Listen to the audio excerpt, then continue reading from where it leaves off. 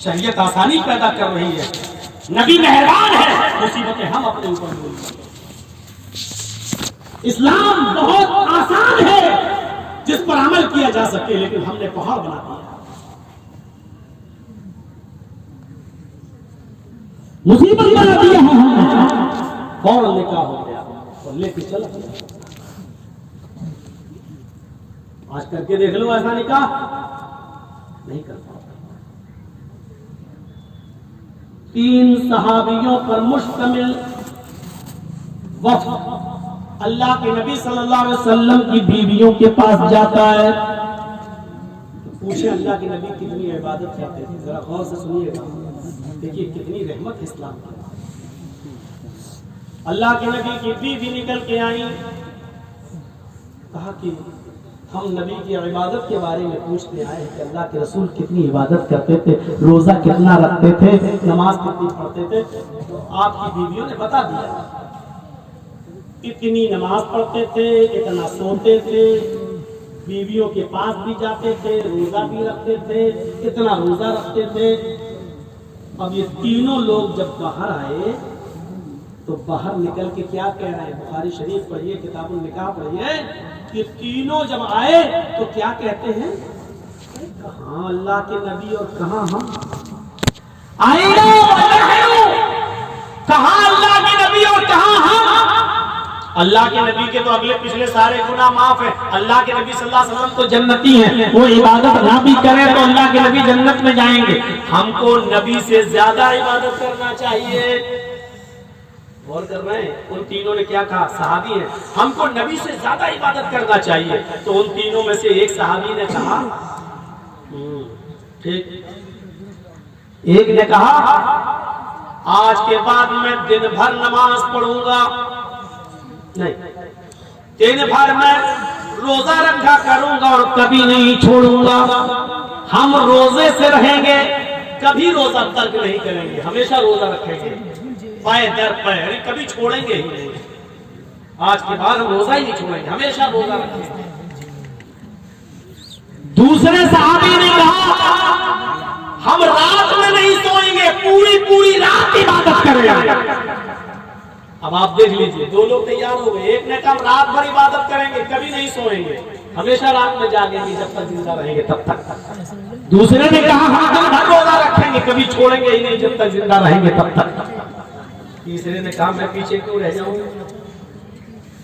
اس نے کہا کہ میں دن میں روزہ بھی رکھوں گا اور رات بھر عبادت بھی کروں گا، میں اپنے بیوی کے قریب ہی نہیں جاؤں گا، یعنی بیوی کے پاس ہی نہیں جاؤں گا۔ کون جائے؟ بیوی کے پاس جاؤں، پھر بچے ہوں گے، پھر ان کے جھمیلے میں پڑو، پھر کماؤ، پھر کھاؤ، نہیں، ہم بیوی کے پاس ہی نہیں جائیں گے۔ انا اعتزل النساء، بخاری کے الفاظ، میں بیوی سے الگ رہوں گا، نہیں، میں قریب ہی نہیں جاؤں گا۔ دیکھیے 3 لوگوں نے 3 کام بانٹا۔ ایک نے کہا میں دن بھر نماز پڑھوں گا، دوسرے نے کہا میں رات نہیں، ایک نے کہا میں دن بھر روزہ رکھوں گا ہمیشہ، دوسرے نے کہا میں رات بھر نماز پڑھوں گا، تیسرے نے کہا میں دن میں روزہ بھی رکھوں گا اور رات میں نماز بھی پڑھوں گا، سوؤں گا نہیں اور بیوی کے قریب نہیں جاؤں گا۔ ہو گیا معاملہ۔ اچھا ہی کام کر رہے ہیں، کوئی برا کام نہیں۔ ہماری اور آپ کی طرح انڈیا اور آسٹریلیا کا ورلڈ کپ نہیں دیکھ رہے تھے، ہمارے اور آپ کی طرح رات بھر 2 GB 3 GB مل رہا ہے تو فری میں پوری رات گزار دیتے ہیں یوٹیوب پہ دیکھتے دیکھتے۔ اب میں پوری حدیث سنانے کے بعد ایک نقطہ بتاؤں گا آپ کو، ایک مسئلہ بتاؤں گا آپ کو۔ اللہ کے نبی صلی اللہ علیہ وسلم کو اس بات کا علم ہوا کہ کچھ لوگوں نے یہ پلاننگ کر لی۔ چائے والے بیٹھ جاؤ بھیا، روک دو، ان سے کہہ دو کہ چائے نہ بیچے، پیچھے چلے جاؤ، پیچھے جس کو پینا ہوگا وہاں پی لے گا، یہاں سے ہٹ جائے گا، نہیں ان کو پیچھے کر دو، جس کو پینا ہو چلا جائے۔ مجھے امید ہے کہ انشاءاللہ آپ کو نیند نہیں آئے گی، بعد میں پی لیجئے گا، لیکن تھوڑی دیر کے لیے سن لیجئے۔ میرے بھائیوں، میں جو بات بتانے جا رہا ہوں وہ بہت قیمتی بات ہے، نبی کی رحمت بھی دکھے گی اور ایک نقطہ بھی میں آپ کو بتاؤں گا۔ اللہ کے نبی صلی اللہ علیہ وسلم کو جب پتہ چلا کہ 3 لوگوں نے ایسا کہا تو اللہ کے نبی नबी उनके पास गए और कहा अंतुम लज़ी कुल्तुम कज़ा व कज़ा, ये है बुखारी शरीफ की हदीस के अल्फाज जो मैंने पढ़े हैं। क्या तुम ही वो लोग हो जो ऐसा ऐसा कहे? क्या तुम ही ऐसा ऐसा कह रहे थे? क्या तुमने ये कहा था कि मैं दिन भर रोजा रखूंगा कभी नहीं छोड़ूंगा? हाँ, तुम ही वो हो जो कहा था कि रात भर नमाज पढ़ूंगा कभी नहीं सोऊंगा? हाँ, तुम ही वो हो जो कहा था कि अपनी बीवी से अलग रहूंगा और कभी मैं उसके करीब नहीं जाऊंगा? उसने कहा, मतलब झूठ नहीं बोलते थे साहब। तीनों ने कबूल किया, हाँ हमने ऐसा कहा। अल्लाह के नबी सल्लल्लाहु अलैहि वसल्लम फरमाते हैं, तुम अल्लाह से ज्यादा डरने वाले हो या मैं?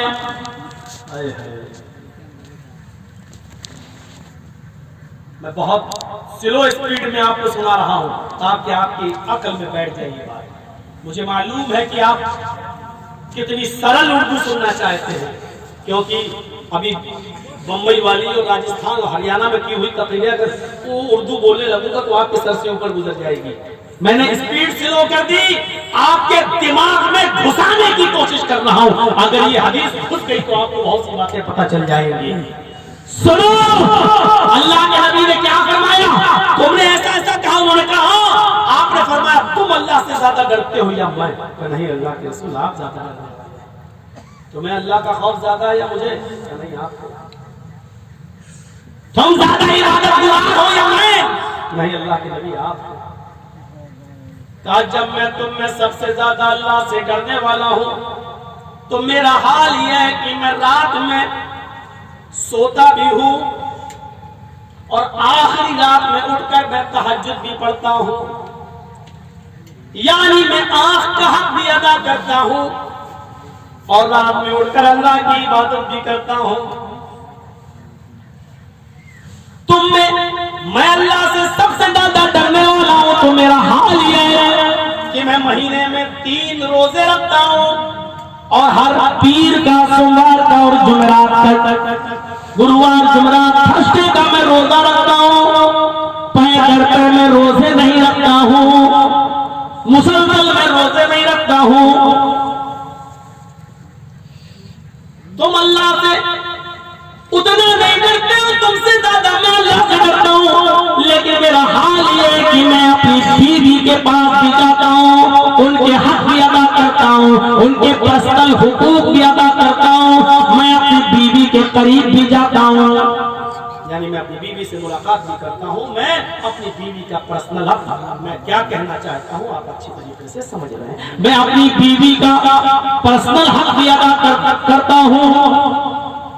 और फिर आपने फरमाया यही मेरी सुन्नत है,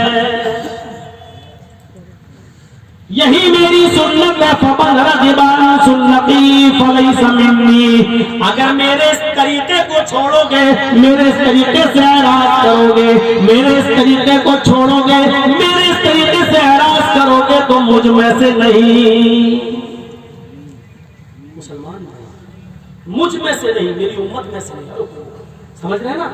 रात भर अगर नमाज पढ़ोगे तब भी मुझ में से नहीं, हमेशा रोजा रखोगे तो मुझ में से नहीं, अपनी बीवी को छोड़कर इबादत में लगे रहोगे तो मुझ में से नहीं। आपने रात भर नमाज पढ़ने से मना कर दिया, पैर पे मुसलसल रोजा रखने से मना कर दिया, अपनी बीवी को छोड़कर इबादत जो कर रहा है इबादत करने से मना कर दिया। ये नबी की रहमत है।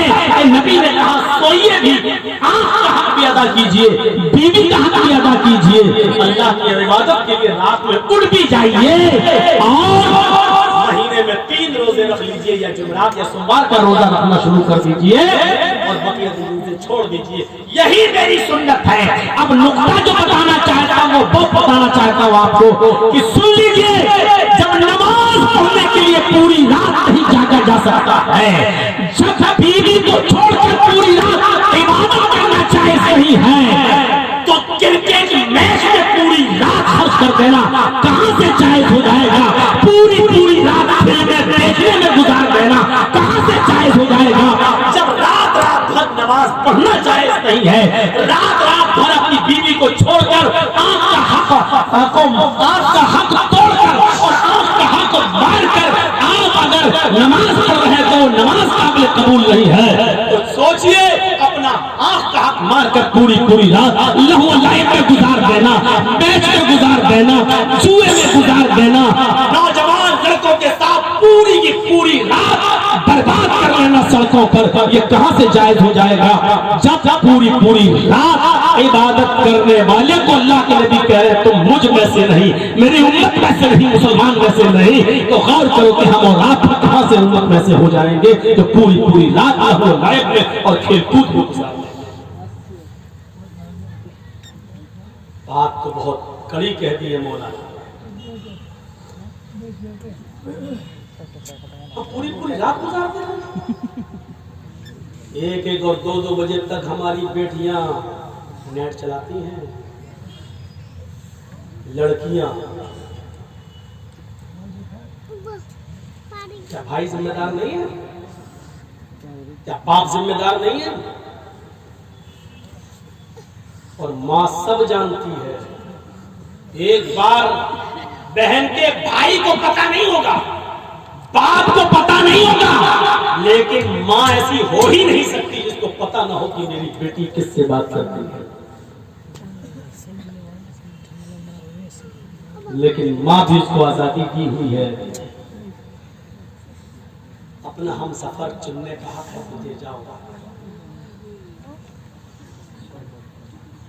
یہ نبی کی رحمت ہے کہ آپ نے رات بھر نماز پڑھنے سے اور مسلسل روزے رکھنے سے منع کیا، یہ نبی کی رحمت ہے۔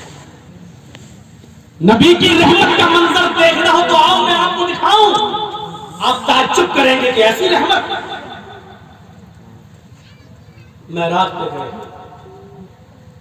پہلے بیت المقدس گئے، نبیوں کو نماز پڑھائی، وہیں سے آپ معراج ساتوں آسمان کی سیر کی۔ جب واپس آ رہے تھے تو اللہ تبارک و تعالیٰ نے نبی کے اوپر 50 وقت کی نماز فرض کی۔ اور میں کسی کو بھی کھڑا کر کے پوچھ سکتا ہوں، کیونکہ رات کا 2:30 بج رہا ہے، پتہ لگانے کے لیے کہ دیکھے کون سو رہا اور کون جا رہا۔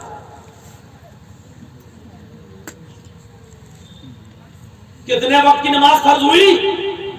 50۔ آپ لے کے چلے آ رہے ہیں، ٹھیک ہے، 50 وقت خوش ہیں، اللہ کے نبی خوش ہیں۔ اور جب لوٹتے ہوئے 7ویں آسمان سے 6ٹھے آسمان پر آئے، جب لوٹیں گے تو 7ویں سے پہلے 6ٹھا ہی تو پڑے گا، پھر 5واں، پھر 4تھا، آ رہے ہیں واپس۔ تو جب 6ٹھے پر آئے تو وہاں موسیٰ علیہ السلام کھڑے ہیں دروازے پر۔ اے محمد کہو صلی اللہ علیہ وسلم، کیا ملا؟ میں آپ کے دماغ میں گھسا رہا ہوں، سنیے کیا دیا اللہ نے۔ کہا موسیٰ اللہ نے 50 وقت کی نماز کا تحفہ دیا ہے۔ حضرت موسیٰ علیہ السلام نے جو کہا وہ سنیے، اے اللہ کے نبی، اے محمد صلی اللہ علیہ وسلم، 50 وقت کی نمازیں یہ تو بہت زیادہ ہیں، نہیں نہیں جائیے کم کرائیے اللہ کے پاس۔ اللہ کے نبی نے کہا نہیں، میرے رب نے تحفہ دیا اور میں اس میں کم کراؤں؟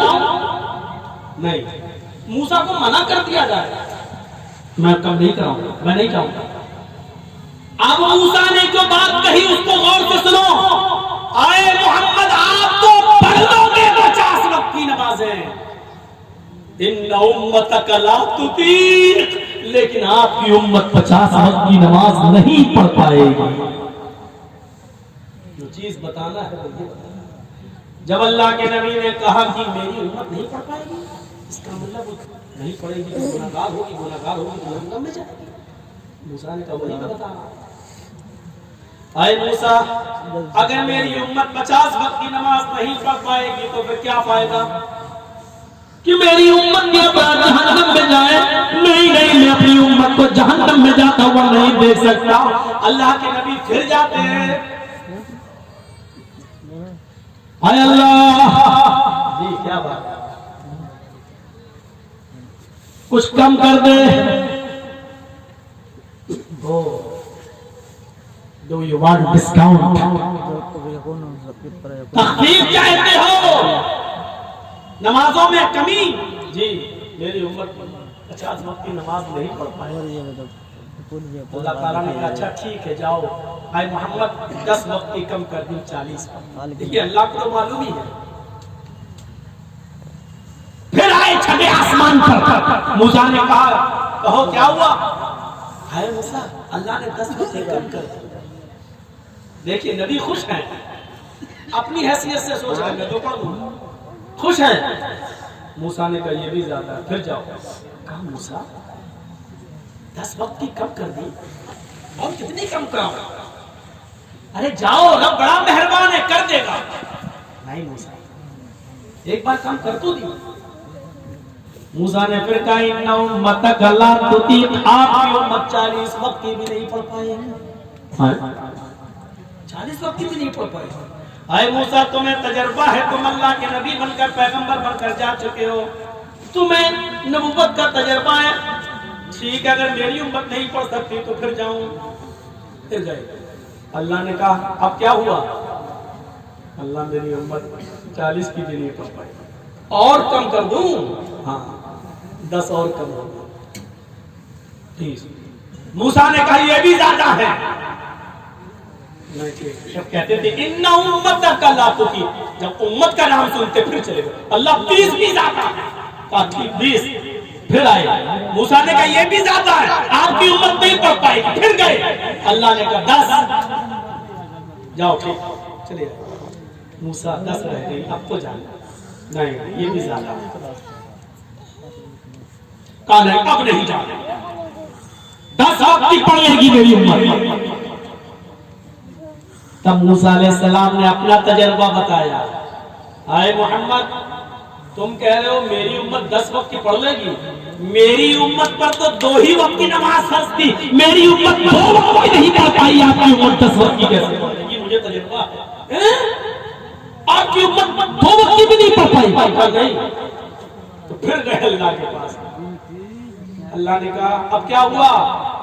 کہ اللہ موسیٰ کہہ رہا کہ میری امت 2 وقت کی نہیں پڑھ پائی، آپ کی امت 10 وقت کی کیسے پڑھ پائی؟ اللہ میری امت کے لیے اور مہربانی کر دے، تخفیف کر دے۔ اللہ نے کہا 5، چلے آئے۔ موسیٰ نے کہا کتنی ہوئی؟ کہا 5۔ ایک بار اور چلے جائیے، یہ بھی زیادہ ہے۔ اللہ کے رسول نے کہا نہیں موسیٰ مجھے اپنے رب کے پاس بار بار جانے میں شرم آئی، کتنی بار کم کراؤں؟ 5 ٹھیک ہے۔ جیسے ہی نبی نے کہا 5 ٹھیک ہے، مجھے اپنے رب کے پاس بار بار جانے میں شرم آ رہی ہے، کتنی کم کراؤں؟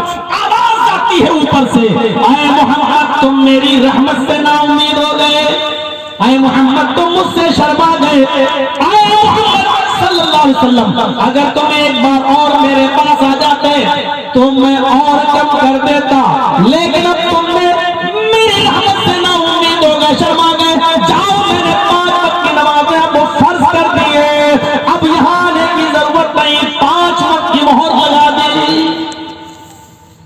موسیٰ علیہ السلام نے کہا لو جاؤ، کہہ رہا تھا چلے جاؤ چلے جاؤ۔ اچھا کچھ لوگ یہاں بیٹھ کے بڑے دماغ میں لگا کے سوچ رہے ہوں گے کتنی بڑی غلطی کر رہے ہیں۔ اچھا کچھ لوگ ہیں کہ خرافاتی کھوپڑی والے سوچ رہے ہوں گے اللہ کے نبی کاش ایک بار اور چلے گئے ہوتے تو 3 وقت کی اور ختم ہو گئے ہوتے، صبح اٹھو پڑھ لو شام کو سو پڑھ لو، بس آرام سے 2 وقت کی نماز۔ ارے میرے بھائیو موسیٰ کا تجربہ ہے کہ میری امت 2 وقت کی نہیں پڑھ پائی، اللہ کے نبی اگر ایک بار اور چلے گئے ہوتے اور 3 وقت کی اور کم ہو گئی ہوتی 2 ہی وقت کی رہ جاتی۔ جس کو نہیں پڑھنا وہ 2 وقت کی بھی نہیں پڑھ پاتا ہے، اور پڑھنے والے 5 وقت کی نماز بھی پابندی سے پڑھ لیتے ہیں۔ بتاؤ پڑھتے کہ نہیں پڑھتے؟ پڑھنے والے 5 وقت کی نماز کے ساتھ ساتھ تہجد بھی پابندی سے پڑھ لیتے ہیں، اور نہ پڑھنے والے 2 وقت کی تو چھوڑیے جمعہ تک ان کو نصیب نہیں ہوتا ہے، اور بہت سو کو تو عید اور بقرعید تک بھی نصیب نہیں ہوتی ہے۔ نہ پڑھنے والے جمعہ تک نہیں پڑھ رہے ہیں، اور پڑھنے والے 5 وقت کے ساتھ ساتھ تہجد بھی پڑھ لیتے ہیں۔ یہ تو اپنے اوپر ڈیپینڈ کرتا ہے کہ آپ کس چیز کو کتنی اہمیت دے رہے ہیں۔ بامبے کی سرزمین پر میں نے ایک تقریر کی تھی، اور اس کے بعد فجر کی نماز کے بعد مسجدیں بھرنے لگی، فجر میں مسجدیں بھرنے لگی تھی، سوتے رہتے تھے لیکن بمبئی میں حال یہ تھا کہ پانی آتا تھا صبح 4 بجے اور 6 بجے چلا جاتا تھا. تو 4 بجے پانی بھرنے کے لیے سب اٹھتے تھے, لائن لگاتے تھے, کیونکہ ان کو معلوم تھا کہ اگر سوتے رہے اور 6 بجے پانی چلا گیا تو کلہ تک نہیں کر پائیں گے. میں نے مثال لی تھی کہ آدمی جب اس کو اپنی زندگی سے جوڑ لیتا ہے تو پانی بھرنے کے لیے دیکھ لو ہماری عورتیں بھی 4 بجے اٹھ جاتی ہیں, ہمارے بوڑھے بھی اٹھ جاتے ہیں, ہمارے بھائی بھی اٹھ جاتے ہیں. یہ انہوں نے اپنی زندگی کا حصہ بنا لیا.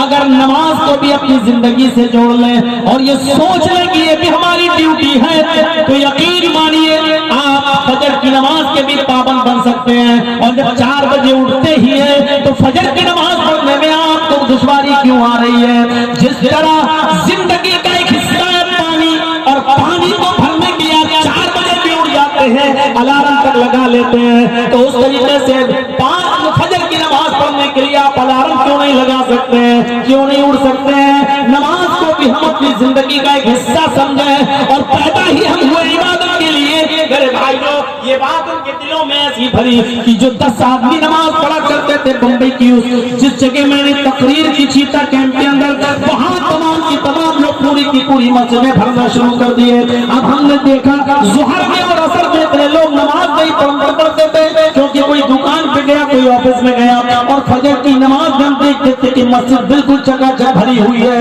میرے بھائیوں, اپنی زندگی سے جوڑیے اور یہ سوچئے کہ جس طرح اگر پانی 4 بجے آتا ہے تو ہمیں اٹھنا پڑتا ہے, ایسے ہی اس سے زیادہ ضروری ہمارے لیے نماز, ہم نماز کے لیے بھی اٹھیں گے تو پھر آدمی اس کو اپنی زندگی کا ایک حصہ بنا لے گا, الارم لگائے گا. اگر اس کو جوڑ لے کہ جس طرح پانی ہماری زندگی کے لیے ضروری ہے, نماز بھی ہماری زندگی کے لیے ضروری ہے.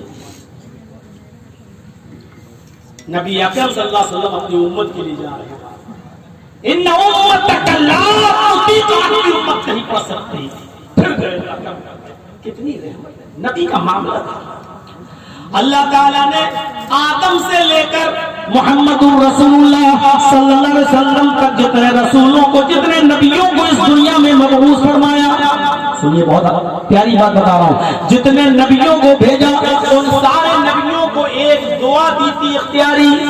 اے نبیوں, اے پیغمبروں, میں تمہاری کوئی دعا سنوں یا نہ سنوں, لیکن ایک دعا کا اختیار تمہیں دیتا ہوں, مانگو جو تمہیں مانگنا ہے, جو تم مانگو گے وہ میں دوں گا. اختیار دیتا ہوں, جو تم مانگو گے وہ میں تمہیں دوں گا. لکل نبی دعوت ودعوت ودعوتی اتبعت دعوتی. اللہ کے نبی فرماتے ہیں اللہ تعالیٰ نے ہر نبی کو ایک دعا کا اختیار دیا, اس سے دنیا ہی میں اپنی دعا مانگا. جتنے نبیوں سے کہا اس نبی نے دنیا ہی میں اپنی دعا مانگ لی اور اللہ نے دنیا ہی میں اس کو دے دیا. اللہ تعالیٰ نے محمد رسول اللہ سے کہا تمہیں بھی اختیار ہے, جو کہو گے میں تمہیں دوں گا, جو مانگو گے میں تمہیں دوں گا. ہر دعا سنو نہ سنو یہ میرے اوپر ہے, لیکن ایک دعا کا اختیار ہے, مانگو کیا مانگتے ہو. حضرت عائشہ فرماتی ہیں کہ اللہ کے نبی صلی اللہ علیہ وسلم نے اس دعا کو چھپا لیا. نہیں, میں دنیا میں نہیں مانگوں گا, میں دنیا میں نہیں مانگوں گا. سارے نبیوں نے مانگ لی. حضرت عائشہ کہتی ہیں اللہ کے نبی, اللہ نے آپ کو اختیار دے دیا ہے دنیا میں دعا مانگنے کا, تو مانگ لو. صبح ہم اٹھتے ہیں بھوکے تو شام کو کھانا ملتا ہے, اور شام کو اگر بھوکے سوتے ہیں تو صبح ملتا ہے. شام کو کھاؤ تو صبح بھوکا, اور صبح کھا لوں تو شام کو بھوکا سونا پڑتا ہے. اللہ نے اختیار دیا ہے, اللہ کے نبی صلی اللہ علیہ وسلم مانگ لو, مال و دولت مانگ لو, سونا چاندی مانگ لو, دنیاوی زندگی عیش و آرام کے ساتھ گزر جائے, دعا مانگ لو. حضرت عائشہ مشورہ دے رہی ہے کہ مانگ لیجیے, ہماری زندگی اس طریقے سے کیوں کٹے, اس حال میں کیوں کٹے کہ 2 مہینے تک گھر میں چولہا نہ چلے, اس حال میں ہماری زندگی کیوں کٹے. اللہ تعالیٰ تو آپ کو اختیار دے رہا ہے کہ ایک دعا ہے, مانگ لو. اللہ کے نبی فرماتے ہیں عائشہ یہ زندگی تو کیسے کیسے کٹ جائے گی, لیکن میں یہ دعا جس کا اختیار اللہ نے دیا ہے وہ میں دنیا میں نہیں مانگوں گا. نہیں مانگی. کہا یہ دعا باقی ہے. اللہ رب العالمین قیامت کے دن نبی اکرم سے کہے گا تو اللہ کے نبی صلی اللہ علیہ وسلم کہیں گے کہ اللہ سارے نبیوں کو تو نے ایک دعا دی تھی, اختیار تھا کہ جو مانگو دوں گا, انہوں نے دنیا میں مانگ لی لیکن میں نے نہیں مانگی. اے اللہ وہ دعا میری باقی ہے جو میں آج مانگنا چاہتا ہوں. اللہ کہے گا ہاں محمد تمہاری ایک دعا باقی ہے, اختیار ہے تمہیں مانگو کیا مانگتے ہو, میں نے وہ دعا قیامت کے دن کے لیے چھپا لی ہے. اللہ کے نبی کہتے ہیں قیامت کے دن اللہ مجھے اجازت دے گا اس وقت میں مانگوں گا. فرمایا اے اللہ کے نبی قیامت کے دن آپ کیا مانگیں گے؟ اے اللہ کے رسول حضرت عائشہ کہتے ہیں قیامت کے دن آپ کیا مانگیں گے؟ فرمایا عائشہ نفسا نفسی کا عالم ہوگا, میری امت گناہوں کی وجہ سے جہنم کے کنارے پہ کھڑی ہوگی, نفسا نفسی کا عالم ہوگا اور اس وقت اللہ تعالیٰ کہے گا محمد مانگو کیا مانگتے ہو؟ میں کہوں گا اللہ میری اختیاری دعا باقی ہے, آج وہ دعا میں اپنی امت کے لیے مانگنا چاہتا ہوں. اللہم اشفع امتی, اے اللہ میری امت کو بخش دے, اللہ میری امت کی شفاعت فرما, اللہ میری امت پر رحم و کرم فرما. میں اپنے گناہگار امتیوں کو قیامت کے دن اللہ سے دعا کر کے ان کو بخشواؤں گا, ان کو جنت کی طرف لے جاؤں گا, ان کو جنت کا مستحق بناؤں گا, اور اللہ مجھے یہ پاور یہ اختیار دے گا. میرے بھائیوں نبی اکرم کا دعا کو چھپا لینا, جبکہ سونا مانگنے کا ادھیکار, چاندی مانگنے کا ادھیکار, دولت مانگنے کا ادھیکار نبی کو ہے, لیکن اللہ کے نبی سونا نہیں مانگ رہے, دنیا میں اپنے لیے کچھ نہیں مانگ رہے اور اس دعا کو چھپا رہے ہیں کہ قیامت کے دن میں مانگوں گا. حضرت عائشہ فرماتی ہے نبی اکرم کا دنیا میں دعا نہ مانگنا, اس دعا کو قیامت کے دن کے لیے چھپا لینا اور قیامت کے دن اپنی امت کی شفاعت کروانا. اس دعا کے ذریعے رحمت للامتی, یہ نبی کی اپنی امت کے ساتھ رحمت کی دلیل ہے کہ نبی اپنی امت کے لیے کتنا مہربان ہے. اس نبی نے تو اپنے لیے کچھ مانگا ہی نہیں اور ایک دعا کا اختیار بھی دیا تو اس کو بھی اپنی امت کے لیے چھپا لیا, جو قیامت کے دن مانگیں گے. کتنا مہربان ہے, کتنا مہربان ہے نبی. ذرا سوچئے میرے بھائیوں کتنا مہربان ہے.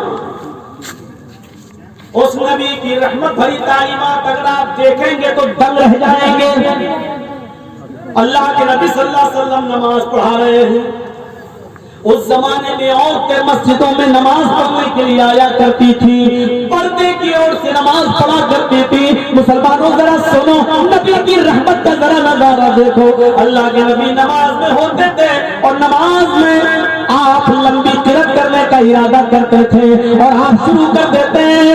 پیچھے عورتوں کے مجمع میں جو نماز پڑھنے آئی کسی بچے کی رونے کی آواز آتی, محمد رسول اللہ وہی سے اللہ اکبر کہہ کر رکوع کرتے, چھوٹی چھوٹی سورت پڑھا کر نماز پڑھا کر سلام پھیر دیتے. میرے نبی کی رحمت کو یہ بھی گوارا نہیں کہ میں لمبی لمبی سورت پڑھتا رہوں اور پیچھے میری امت کی عورت, میری امت میں رہنے والی عورت اپنے بچے کے لیے پریشان ہو, بچہ رو رہا ہے, ہو سکتا ہے کہ وہ دودھ پینے کے لیے رو رہا ہو, یہ بھی ہو سکتا ہے کہ اس بچے کے پیٹ میں درد ہو. محمد رسول اللہ اپنی امت کے لیے اتنے مہربان ہیں, اتنے مہربان ہیں کہ آپ نے حکم نافذ فرما دیا. آئے مسجدوں میں نماز پڑھنے والے مول پڑھانے والے مولویوں, آئے مسجدوں میں نماز پڑھانے والے اماموں, تمہیں اکیلے نماز پڑھنا ہے تو جتنی لمبی پڑھنا چاہو پڑھو, لیکن جب تم لوگوں کی امامت کرو تو تم مختصر نماز پڑھایا کرو, تم چھوٹی نماز پڑھایا کرو. اس لیے کہ تمہارے پیچھے بوڑھے بھی ہوتے ہیں, تمہارے پیچھے نماز پڑھنے والے بیمار بھی ہوتے ہیں, تمہارے پیچھے نماز پڑھنے والے بچے بھی ہوتے ہیں. میرے نبی کی رحمت کو یہ گوارا نہیں کہ تم لمبی لمبی نماز پڑھو اور کوئی بوڑھا نماز پڑھتے پڑھتے گر جائے. میرے نبی کی رحمت کو یہ بھی گوارا نہیں کہ تم لمبی قرات کرو اور کوئی بچہ بھوک کی وجہ سے روتا رہے اور چیختا رہے. میرے بھائیوں نبی اکرم نے مولویوں کو اماموں کو حکم دے دیا کہ جب تم مسجد کے اندر نماز پڑھاؤ تو مختصر کرو چھوٹی نماز پڑھاؤ. یہ نبی کی رحمت کی دلیل ہے, یہ نبی کی رحمت کی دلیل ہے. اتنا مہربان ہے وہ نبی.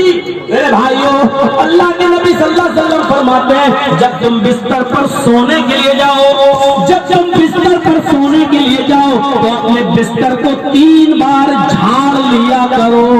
اس زمانے میں آج کل کی طرح لائٹیں نہیں تھی, لوگ بستر پہ جب سوتے تھے تو بغیر جھاڑے سو جاتے تھے. کبھی کبھی چھپکلی وغیرہ یا موذی جانور اس پر پڑا رہتا تھا جو کاٹ لیتا تھا اور ڈس لیتا تھا, جس کے زہر سے وہ آدمی مر جایا کرتا تھا.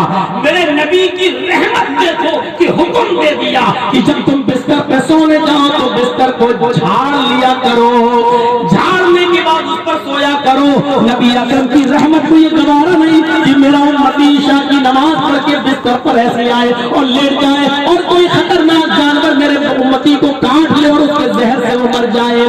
میرا نبی آرڈر دیتا ہے, فرماتے ہیں محمد رسول اللہ اپنے گھر پہ جب سونے جاؤ تو اپنا چراغ بجھا دو. اس زمانے میں کچے مکان ہوا کرتے تھے, اگر چراغ جلتا ہوا چھوڑ دیا, تیز ہوا چلی اور اس کی چنگاری اٹھ کر کسی پھوس کے مکان میں کہیں لگ گئی تو پورا مکان جل جایا کرتا تھا. فرمایا جب تم بستر پہ سونے جاؤ تو چراغ بجھا دیا کرو. میرے نبی کی رحمت کو یہ بھی گوارا نہیں کہ تم چراغ جلتا ہوا چھوڑ دو اور سوتے رہو. اور محمد رسول اللہ صلی اللہ علیہ وسلم حکم دے رہے ہیں اتنی گہری نیند میں سوتے رہو کہ ہوا چلے اور چراغ اڑ کر تمہارے مکان کو جلا دے, تمہارے کپڑے کو جلا دے, جس کی آگ میں جل کر تم مر جاؤ. فرمایا چراغ بجھا دیا کرو. یہ چراغ بجھانے کی حدیث ہماری لائٹ پر بھی پھر اترے گی, کیونکہ کبھی کبھی رات میں وولٹیج ہائی آئے اور شارٹ ہوا تو بلب کی چنگاری سے بھی آپ کا مکان جل سکتا ہے. اس لیے چراغ بجھانے کی حدیث لائٹ بجھانے پر بھی دلیل ہے, یعنی لائٹ بجھا کر سویا کرو. یہ اللہ کے نبی صلی اللہ علیہ وسلم کا حکم ہے. آپ نے فرمایا لوگوں جن کے گھروں کی چھت کھلی ہوئی ہو اور اس پر چہار دیواری نہ ہو تو کھلی ہوئی چھت کے اوپر نہ سویا کرو, اس کے اوپر مڑیر باندھ لو, چہار دیواری قائم کر لو. اگر کھلی ہوئی چھت ہے تو چھت کے اوپر مت سو جاؤ, اس لیے کہ نیند میں سوتا مرد برابر ہوتا ہے. اچانک پیشاب کرنے کے لیے اٹھے اور نیند کی حالت میں ہو تو ایسا نہ ہو کہ رات کے اندھیرے میں تم اس چہار دیواری سے زمین کے اوپر گر جاؤ, نیچے گر جاؤ اور مر جاؤ. تو فرمایا کھلی ہوئی چھت کے اوپر مت سویا کرو. اگر چھت کھلی اور مڑیر نہیں بندی تو آپ نے فرمایا اس کھلی ہوئی چھت کے اوپر مت سویا کرو. ایک صحابی مسجد میں نماز پڑھنے کے لیے جا رہے ہیں اور ان کے ہاتھوں میں کئی تیر ہیں, تیر کا ایک گچھا بندھا ہوا ہے اور تیر کی نوک آگے کی طرف ہوتی ہے نا, وہ کمان میں لگا کے جب چھوڑتے ہیں تو آگے کوئی آدمی گھائل ہو جاتا ہے, تو وہ ایسے لے کے چل رہے تھے تیر, ایسے جیسے ہم لوگ لاٹھی واٹھی لے کے چلتے ہیں چل رہے ہیں. تو وہ صحابی اذان کی آواز سنے مسجد میں جانے لگے اور تیر ایسے ایسے لے کے جا رہے تھے. اللہ کے نبی وضو بنا رہے ہیں, نبی کی نظر اس صحابی کے اوپر پڑی جو تیروں کا گچھا لپیٹے ہوئے ہیں اور تیر کی نوک باہر کی طرف نکلی ہوئی ہے.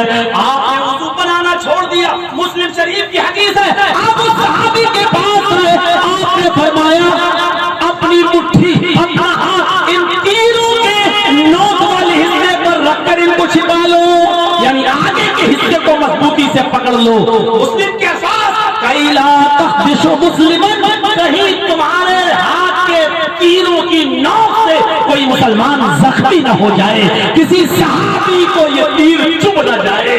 میرے بھائیوں یہ نبی کی رحمت ہے. میرے نبی کی رحمت کو یہ بھی گوارا نہیں کہ کوئی صحابی تیر لے کے چل رہے ہیں اور اندازے سے باہر وہ تیر کسی صحابی کو لگ جائے, کسی مسلمان کو لگ جائے, وہ زخمی ہو جائے.